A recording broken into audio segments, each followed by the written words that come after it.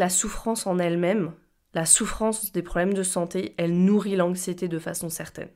Quand on est couvert de plaques d'eczéma, quand on souffre au quotidien de douleurs chroniques, quand chaque mois on se reconnaît plus avant d'avoir son cycle menstruel, ou quand on a un transit hors de contrôle qui nous fait avoir peur de sortir de la maison, tout ça, bien sûr, ça alimente l'anxiété.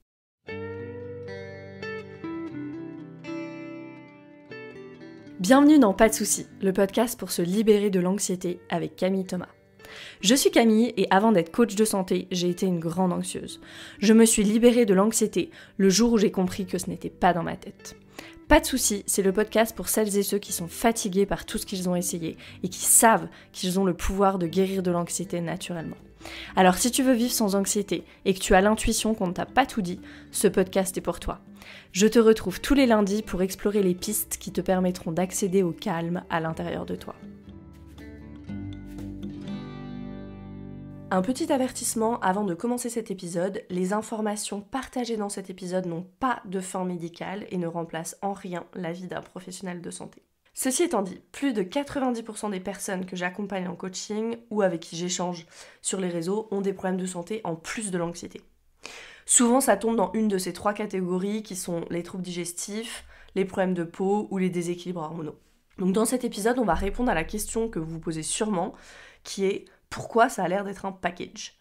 Est-ce que c'est parce que je souffre d'anxiété que j'ai des problèmes ou est-ce que c'est parce que j'ai des problèmes de santé que je souffre d'anxiété ? C'est un peu l'histoire de l'œuf ou la poule et on va démêler tout ça.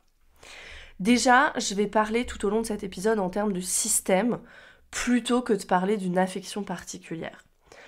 Pour les troubles digestifs, par exemple, on parlera du système digestif. Pour les problèmes de peau, on va parler du système immunitaire. Pour les déséquilibres hormonaux, du système hormonal. Pourquoi ? Parce que la vérité, c'est qu'il n'y a aucune différence entre avoir du psoriasis ou avoir de l'eczéma.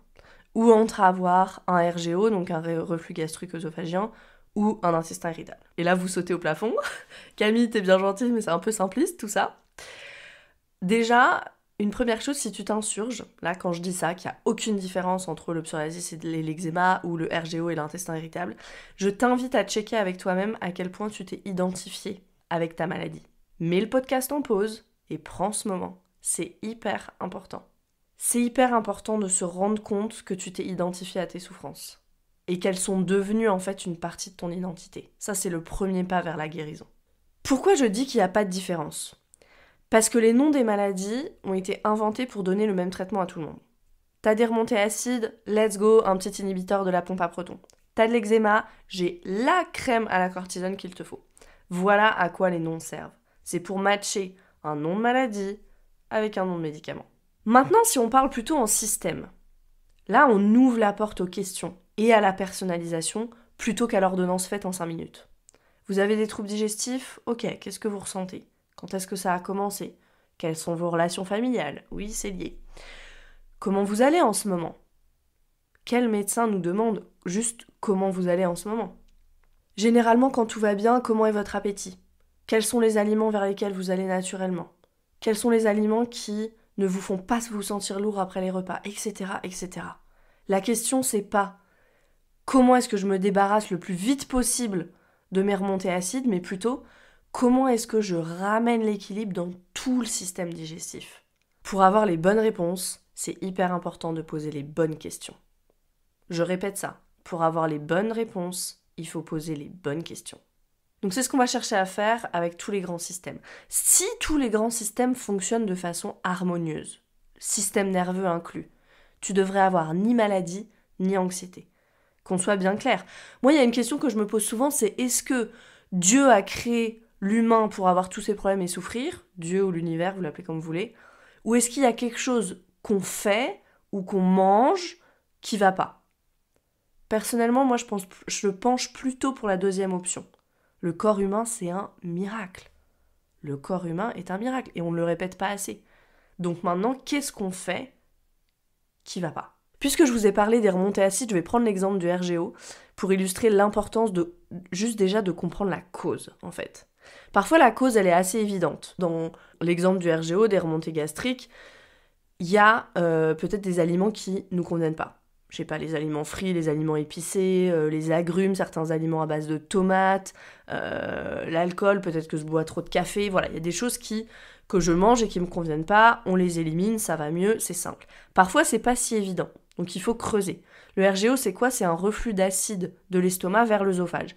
Or, la paroi de l'estomac, elle est spécialement conçue pour résister à l'acidité de l'acide chlorhydrique, donc de l'acide gastrique, d'accord? L'œsophage ne l'est pas. Donc c'est pour ça que les remontées, l'acide quand il remonte, provoque des douleurs. Ou si c'est présent en très petite quantité, ça peut créer une inflammation, plus de mucus, et puis on tousse et on se racle la gorge en permanence.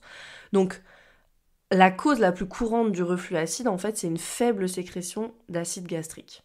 Et pourquoi, alors, j'aurais une faible sécrétion d'acide gastrique? Vous voyez, je remonte à chaque fois. Ok, je vais à la cause de la cause de la cause. Quelles seraient les causes d'un faible taux d'acidité gastrique? Ça peut être une carence en magnésium. Ça peut être un taux élevé de cortisol dû au stress. Ça peut être une mauvaise hygiène alimentaire. Ça peut être une infection à la bactérie H. pylori. Ça peut être une hypothyroïdie, on l'a vu aussi ça. Ça peut être un mauvais fonctionnement du nerf vague même. Donc tout ça, ça pourrait être une de ces causes ou plusieurs causes combinées.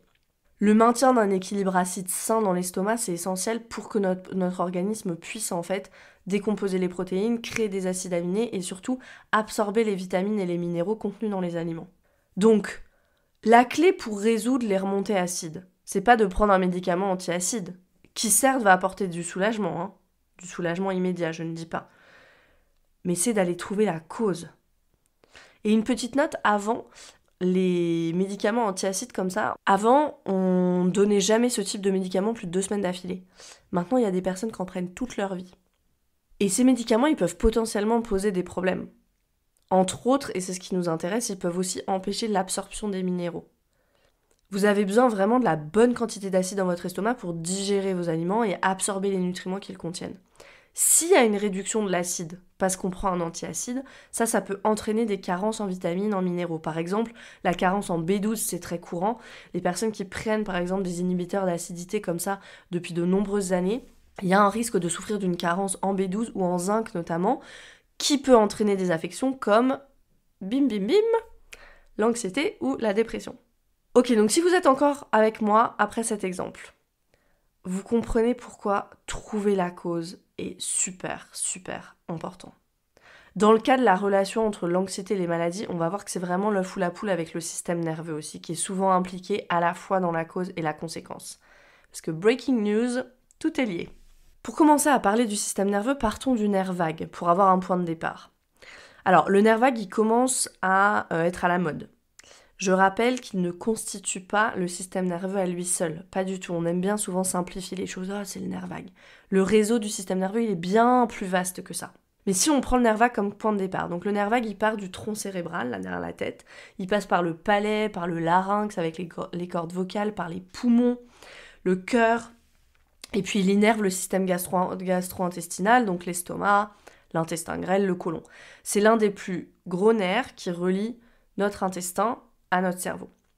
Il envoie des signaux dans les deux sens. Ça, c'est très important de retenir ça. C'est pas que du cerveau vers l'intestin, ni seulement de l'intestin vers le cerveau. C'est dans les deux sens, avec beaucoup plus d'informations de l'intestin vers le cerveau, par contre. Par exemple, dans des études sur les animaux, on a vu que le stress inhibe les signaux envoyés par le nerf vague et provoque, du coup, des problèmes gastro-intestinaux. Il y a une autre étude qui a été menée chez l'homme cette fois, et cette étude, elle a révélé que les personnes atteintes du syndrome du côlon irritable ou de la maladie de Crohn présentaient un tonus vagal réduit. Un tonus vagal réduit, c'est quoi? C'est une activité réduite du nerf vague, donc un nerf vague qui ne fonctionne pas correctement. Et puis il y a une étude aussi qui est intéressante qui a été menée sur des souris. Dans cette étude, on a vu que le fait de donner une gélule de probiotiques à ces souris réduisait la quantité d'hormones de stress dans leur sang. Mais si on faisait la même expérience quand leur nerf vague était coupé, oui, on fait des trucs horribles aux souris, lorsque leur nerf vague était coupé, le probiotique avait aucun effet. Donc ça nous montre bien que c'est vraiment le nerf vague qui est cette autoroute comme ça entre l'intestin et le cerveau. Et le nerf vague, ça c'est un seul nerf. Un seul nerf. Le système nerveux est constitué de 43 paires de nerfs, donc en tout ça nous fait 86 nerfs, plus le cerveau, plus la moelle épinière. C'est un réseau immense et c'est surtout un réseau qui va partout dans le corps. Tout notre corps, chaque organe est innervé. Et donc là, on se demande, que se passe-t-il si je me sens tout le temps en danger? Si je me sens tout le temps stressée, tout le temps tendue? Vous voyez que je continue à poser des questions. Hein. Pour avoir les bonnes réponses, il faut poser les bonnes questions. Donc qu'est-ce qui se passe si je me sens tout le temps en danger? Le système nerveux, il va en fight or flight. Cet état où le monde est menaçant, paraît hors de contrôle, où mes pensées deviennent concrètes, évaluatives, centrées sur le passé ou centrées sur le futur. Un état où je me sens constamment en danger, crispé, anxieux, en colère peut-être. C'est le versant sympathique de mon système nerveux qui est activé. Et si ça ne suffit pas, si aller dans cet état, ça ne suffit pas à gérer la détresse du système, on va en shutdown. Et là, le shutdown, c'est là où je suis ralentie, avec l'impression que je ne vais jamais m'en sortir. Voilà, c'est cet état vraiment de j'ai envie de rester sous ma couette toute la journée. Si tu n'es pas familier ou familière avec les 3 états du système nerveux, je t'invite à aller écouter l'épisode 2 du podcast pour un petit refresh. C'est quoi le point commun entre ces 2 états, le fight or flight et le shutdown, nos 2 états du bas de l'échelle polyvagale? C'est que ce sont des états de survie. Or, les états de survie sont incompatibles avec la régénération nécessaire à la guérison. La guérison de n'importe quelle maladie. Soit je suis en survie, soit je suis en régénération. C'est ou, c'est soit, c'est pas et. Soit la survie, soit la régénération. Ça peut jamais être l'un et l'autre. C'est toujours l'un ou l'autre. Et ça, c'est très important de comprendre ça. Si je prends aussi par exemple l'exemple de l'anxiété et des douleurs chroniques, ça c'est 2 choses qu'on rencontre souvent ensemble. Alors ça veut pas dire que si t'as de l'anxiété, t'as forcément des douleurs chroniques, ni que si t'as des douleurs chroniques, t'as forcément de l'anxiété, c'est pas ce que je suis en train de dire, mais je suis juste en train de dire qu'on les rencontre souvent ensemble. Donc encore une question, pourquoi est-ce qu'on a tendance à avoir plus mal, en fait, quand on est stressé ou quand on est dans la vague d'anxiété? Et en plus, il y a quelque chose qui vient s'ajouter à ça, c'est que quand on est dans cet état-là, on n'arrive pas à prendre de la distance pour penser clairement. Donc on ne pourrait même pas prendre de la distance avec la douleur ou se dire je souffle, etc. C'est beaucoup plus dur. Pourquoi ? Parce que les hormones sécrétées pendant le cycle de stress, elles désactivent le cortex préfrontal. Le cortex préfrontal, c'est une région du cerveau comme ça plutôt vers l'avant. Et une des parties du cortex préfrontal, qu'on appelle la partie dorsolatérale, la partie dorsolatérale du cortex préfrontal, elle est responsable de la modulation de la douleur. Donc vous comprenez bien que si elle est hors ligne à cause du stress, on a encore plus mal. D'où la relation entre l'anxiété et les douleurs chroniques. Parce que dans l'anxiété, il y a ce stress chronique et nos surrénales qui sécrètent en permanence les hormones du stress. Parce qu'on est en fight or flight, qu'on se sent en permanence en danger. Si les états de survie, donc le fight or flight et le shutdown, sont des états chroniques, donc si on est tout le temps dans ces états-là, c'est vraiment comme rouler en première sur l'autoroute. Peut-être que je l'ai déjà dit, ça je le répète souvent. Ça peut durer un temps, mais il y a forcément un moment où le moteur va lâcher. Et reste avec moi ici, je vais amener un concept très important. S'il y a une chose que tu dois retenir de ce podcast, c'est celle-là. Si tu as le syndrome de l'intestin irritable, on diagnostique ton intestin. Si tu as des palpitations, on diagnostique ton cœur. Si tu as de l'asthme ou de la difficulté à respirer, on diagnostique tes poumons. Le diagnostic se concentre toujours sur un organe, sur l'organe en question, sur l'organe concerné. Mais on ne se demande jamais comment l'organe est innervé. Et on l'a vu, tous nos organes sont innervés. Le système nerveux, il va partout. C'est bien différent si un organe est innervé par des nerfs en mode survie ou par un système nerveux régulé, ancré dans sa sécurité, capable de régénération. Donc pour guérir, c'est vraiment important de dézoomer. Et de dézoomer 2 fois. Le premier dézoom, c'est de ne pas considérer seulement la maladie à laquelle on a donné un nom, mais de considérer tout le système qui est déséquilibré. Et le deuxième dézoom, c'est de ne pas considérer juste l'organe concerné, mais aussi la façon dont il est innervé. Alors attention, je ne suis pas en train de dire que tu dois faire de la relaxation toute la journée. Un système nerveux souple et résilient n'est pas formé grâce à la relaxation, même si on a tendance à penser ça.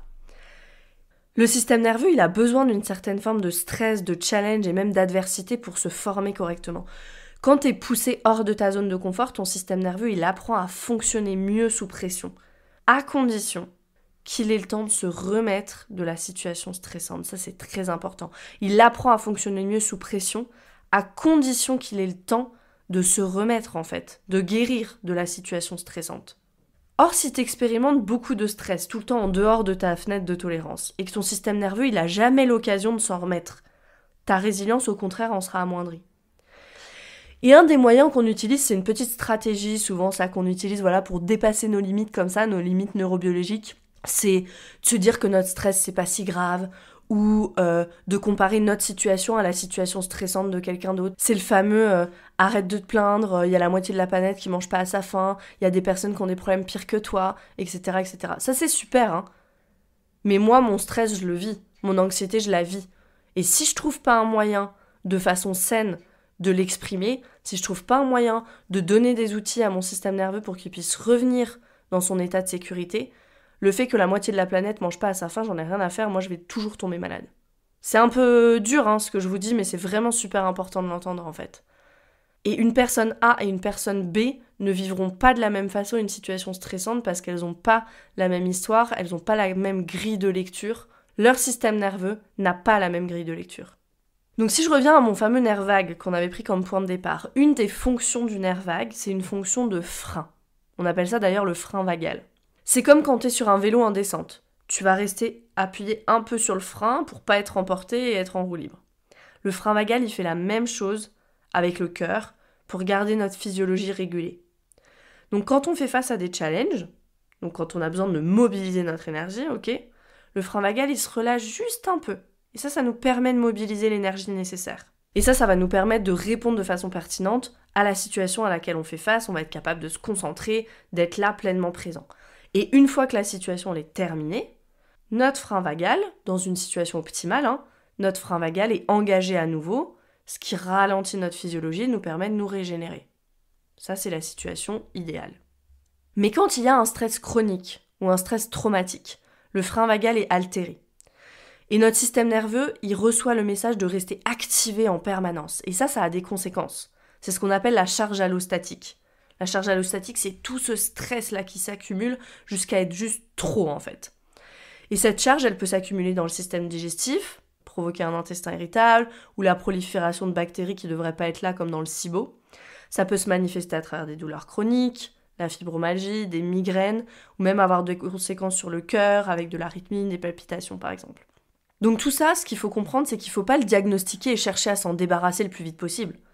Il faut vraiment le comprendre comme des messages de l'organisme, en particulier du système nerveux, qui a besoin d'outils, de temps et d'espace pour pouvoir se réguler. Parce que si on fait rien, et si tout ce qu'on fait c'est mettre un pansement sur un pansement sur un pansement, on entre dans un cercle vicieux. Le corps est tout le temps en état de survie, le nerf vague est plus ou moins hors course, ou en tout cas il ne fonctionne pas de façon optimale, et c'est la porte ouverte à l'inflammation, aux problèmes digestifs et à tout ce que j'ai déjà cité. Au niveau du système hormonal, on va avoir nos glandes surrénales qui libèrent du cortisol, de l'adrénaline, de la noradrénaline. Et les glandes surrénales, elles peuvent pas tout faire. Elles peuvent pas libérer en continu les hormones du stress et sécréter correctement les hormones sexuelles. Les hormones sexuelles dont les plus connues sont l'oestrogène, la progestérone, la testostérone. Notre organisme est bien fait, il va toujours choisir la survie plutôt que la fertilité. Donc vous allez toujours libérer en priorité le cortisol, l'adrénaline et la noradrénaline. Et là, on ouvre la porte à toute une autre catégorie de problèmes qui sont tous les problèmes liés au système hormonal. Et par exemple, si on pense à l'anxiété, on peut rien que penser au SPM, au syndrome prémenstruel, pendant lequel on peut souvent avoir cette anxiété accrue. Et puis après, il y en a plein d'autres. Les problèmes hormonaux, le SOPK, une prise de poids inexpliquée aussi, l'endométriose, etc., etc. Donc comment briser le cercle vicieux et guérir ? Avant de vous donner des pistes et de parler de l'approche du bas vers le haut et l'approche du haut vers le bas, ce que j'aimerais aussi souligner, c'est que la souffrance en elle-même, la souffrance des problèmes de santé, elle nourrit l'anxiété de façon certaine. Quand on est couvert de plaques d'eczéma, quand on souffre au quotidien de douleurs chroniques, quand chaque mois on se reconnaît plus avant d'avoir son cycle menstruel, ou quand on a un transit hors de contrôle qui nous fait avoir peur de sortir de la maison, tout ça, bien sûr, ça alimente l'anxiété. Donc pour commencer à guérir, il faut commencer par l'approche du bas vers le haut. Ce sera beaucoup plus facile de changer ses pensées et d'amener de la conscience sur les choses en ayant une physiologie qui nous permet de le faire. En travaillant avec sa physiologie et pas contre sa physiologie. Donc l'approche du bas vers le haut, je vais la détailler en 5 points. Le premier point, ça va être d'optimiser la nutrition. Vous en doutez, il n'y a pas de surprise. Optez pour une alimentation anti-inflammatoire. Je vous conseille mon livre « Passer au mode de vie anti-inflammatoire » qui vous donnera énormément de pistes et qui est un super bon point de départ si vous voulez vous lancer dans l'alimentation anti-inflammatoire, dans le mode de vie anti-inflammatoire, parce que c'est plus que l'alimentation. Voilà, une alimentation anti-inflammatoire, prendre les compléments alimentaires. On l'a vu, il y a plein de problèmes qui peuvent empêcher notre intestin d'absorber correctement les nutriments. Donc ça va être vraiment important de venir aider et soutenir le corps avec des compléments alimentaires. Moi, je suis une fervente adepte des compléments alimentaires, pas pour nourrir les labos qui font des compléments alimentaires, mais parce que je pense vraiment qu'aujourd'hui, on n'a pas tout ce qu'il nous faut en termes de nutriments, de vitamines et de minéraux dans notre alimentation et que je veux éviter les maladies qu'on dit à latence longue, qui se déclarent à 50 ans, à 60 ans, à cause de carences en nutriments qui ont duré une vie. Donc vraiment, vraiment, prenez vos compléments alimentaires. Deuxième point, respirez. Respirez. Est-ce que vous vous rendez compte que la respiration, c'est la seule fonction qui est autonome et en même temps sur laquelle on a le contrôle? C'est hyper, hyper puissant. J'ai pas besoin de réfléchir au quotidien, je me dis pas inspire, expire, inspire, expire. Mon corps, il le fait tout seul. Néanmoins, j'ai complètement le contrôle sur ma respiration. Si je sens que je suis un peu agitée, je peux allonger mes expirations par exemple. Donc c'est vraiment une porte vers le système nerveux autonome, la respiration. Et c'est très puissant. La respiration diaphragmatique par exemple stimule le nerf vague, voilà, vraiment. Et amusez-vous avec la respiration, on nous bassine toujours, faut faire des exercices de respiration, faut venir en breathwork, nanana. Mais amusez-vous, essayez, allongez votre expiration, comment vous vous sentez, raccourcissez votre expiration, faites des essais, respirez par le ventre, respirez dans vos clavicules, oui, on peut respirer dans ses clavicules, respirez dans le haut de votre dos, voilà, ça va aussi vous permettre de commencer par passer par le corps et de réinitier un contact avec votre corps qui soit celui de la sécurité et quelque chose de fun. Le jeu, c'est vraiment très important. Troisième point, bouger. Alors bouger pour deux choses. Déjà, c'est super important pour relâcher les tensions physiques dans le corps. Aujourd'hui, il y a de moins en moins de personnes qui ont des jobs qui demandent de l'activité physique. La plupart d'entre nous, on est dans un bureau. Et ça, c'est une catastrophe parce que du coup, la source de notre anxiété, c'est les mails, c'est les collègues. Voilà, tous les scénarios catastrophes qu'on peut se faire dans notre tête quand on a de l'anxiété. Et du coup, on n'a jamais d'exutoire, en fait. On n'a jamais de truc où on va se dire allez, maintenant, je vais relâcher les tensions, je vais vraiment faire quelque chose. Je peux rien faire. M'inquiéter pour mes mails, concrètement, je ne peux rien faire. Donc ça va être super important d'aller courir, d'aller puncher un oreiller, n'importe quoi, pour vraiment relâcher ces tensions physiques et que ça reste pas dans le corps. Et une deuxième chose, si vous voulez optimiser votre sport et faire du bien à votre système nerveux en même temps, vous allez co-réguler en faisant du sport. Ça veut dire que vous allez faire des activités de groupe, ok ? Par exemple, des sports d'équipe. Ça peut être aussi aller chanter dans une chorale. Bon, c'est pas vraiment un sport, mais vous comprenez, c'est vraiment de faire des choses ensemble, en harmonie, en synchronicité avec d'autres personnes. Ça peut être juste aller marcher avec une amie, par exemple. Ça, c'est vraiment super, super puissant pour le système nerveux, cette association du mouvement et d'être avec quelqu'un, de faire quelque chose en même temps que quelqu'un. Quand vous marchez avec quelqu'un, sans vous en rendre compte, vous commencez à marcher de la même façon avec la personne. Vous savez, vos pas, ils se synchronisent sans s'en rendre compte. C'est exactement ça. Ça, c'est un système nerveux qui co-régule avec un autre système nerveux. Nos systèmes nerveux, ils aspirent qu'à une chose, c'est à co-réguler avec un autre système nerveux. Donc, donnez-vous ça. Donnez-vous des occasions de bouger et de co-réguler en même temps. Quatrième point, le sommeil, c'est super important, d'accord ? On revoit les bases, mais c'est vraiment, vraiment super important. Le cerveau, il se nettoie pendant le sommeil et surtout, les niveaux de cortisol se régulent. Et j'ai parlé des conséquences du fait que notre corps libère en permanence les hormones du stress. Donc, c'est vraiment important de lui donner l'occasion, pendant la nuit, de réguler ces niveaux-là, ces niveaux d'hormones du stress et notamment de cortisol. Et puis, cinquième point, vraiment tout faire pour revenir dans ses sensations. Alors souvent c'est un peu bon Camille, t'es bien gentil, mais ça veut dire quoi ? Reviens dans le corps, on me dit toujours reviens dans le corps. Mais ça peut être vraiment juste toucher ses bras par exemple, venir se masser les pieds, juste prendre contact de n'importe quelle façon avec votre corps, j'en sais rien.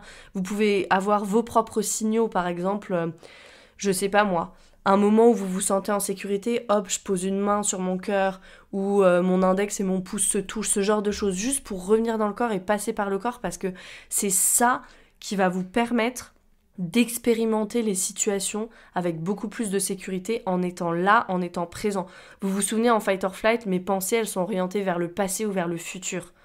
Et c'est ça qu'on veut court-circuiter en passant par le corps. Le corps, ça nous permet de revenir dans le présent. Le corps, il est que dans le présent. Il est ni dans le passé ni dans le futur, il est que dans le présent et du coup c'est un véhicule extraordinaire pour y revenir. Donc ça c'est pour l'approche du bas vers le haut, vous faites d'abord ça. Et puis ensuite il y a une approche du haut vers le bas. Donc qui est plutôt, qu'est-ce que je vais faire maintenant avec ma tête pour soulager l'anxiété et soulager mes mots. Je vais amener de la perception. Où est-ce que je suis sur cette fameuse échelle polyvagale? Dans quel état je me trouve? Est-ce que je suis dans ma sécurité? Ou est-ce que toute la sécurité est partie, là je suis complètement en roue libre? Est-ce que je suis en fight or flight? Est-ce que je suis en shutdown? Où est-ce que mon système nerveux est en train de m'emmener? Après, un deuxième point, ça va être de challenger ses pensées. Posez les questions que pose Byron Katie dans The Work, par exemple. J'en sais rien, vous vous dites je suis sûre que je vais dire n'importe quoi à ce rendez-vous là demain. Est-ce que c'est vrai? Est-ce que c'est absolument vrai? Objectivement, comment je peux en être sûre? Commencez à challenger vos pensées. Mais ça, vous pouvez challenger vos pensées que si vous trouvez de l'apaisement dans votre physiologique, si vous vous sentez bien dans votre corps. Si vous êtes perclus de douleurs chroniques, ça va être très difficile de dire est-ce que c'est absolument vrai que j'ai des douleurs chroniques? Oui. Ou est-ce que c'est absolument vrai que je vais dire n'importe quoi à ce rendez-vous demain? Absolument! Bien sûr! Donc c'est important de travailler avec votre physiologie. Et puis après, une troisième chose, c'est de commencer à lire son quotidien avec la grille de lecture du système nerveux. Qu'est-ce qui me fait me sentir en danger? Qu'est-ce qui me fait me sentir en sécurité? Est-ce que je peux multiplier les choses qui me font me sentir en sécurité? Et ça peut être les plantes vertes de votre salon, un élément de sécurité. Les plantes chez moi. Okay, ça peut être des choses toutes simples au début, vous commencez avec ce que vous avez. Mais encore une fois, tout ça c'est possible seulement si je suis pas dans la douleur constante et si je peux trouver un peu d'apaisement dans mon corps. Et je terminerai cet épisode sur une citation d'Albert Camus qui a dit « Nous habitons notre corps bien avant de le penser ».